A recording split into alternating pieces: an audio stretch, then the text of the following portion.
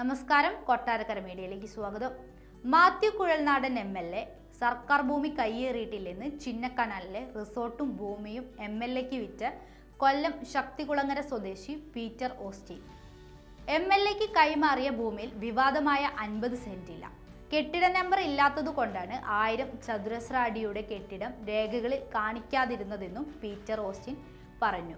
മാത്യു കുഴൽനാടൻ ഭൂമി കയ്യേറുകയോ മതിൽ കെട്ടുകയോ ചെയ്തിട്ടില്ല എന്നും വാർത്ത വന്നപ്പോഴാണ് ഇക്കാര്യം ശ്രദ്ധിക്കുന്നതെന്നും മാത്യു റീറ്റെയിനിങ് വാൾ കെട്ടുക മാത്രമാണ് ചെയ്തതെന്നും പീറ്റർ ഓസ്റ്റിൻ പറഞ്ഞു. പീറ്ററിന്റെ ഭാര്യയുടെ അമ്മയുടെ പേരിലുള്ള 4000 ചതുരശ്ര അടിയിലുള്ള റിസോർട്ടും അച്ഛന്റെ പേരിൽ ഉണ്ടായിരുന്ന സ്ഥലവും കെട്ടിടങ്ങളുമാണ് 2021 മാത്യു കുഴൽനാടന് വിറ്റത്.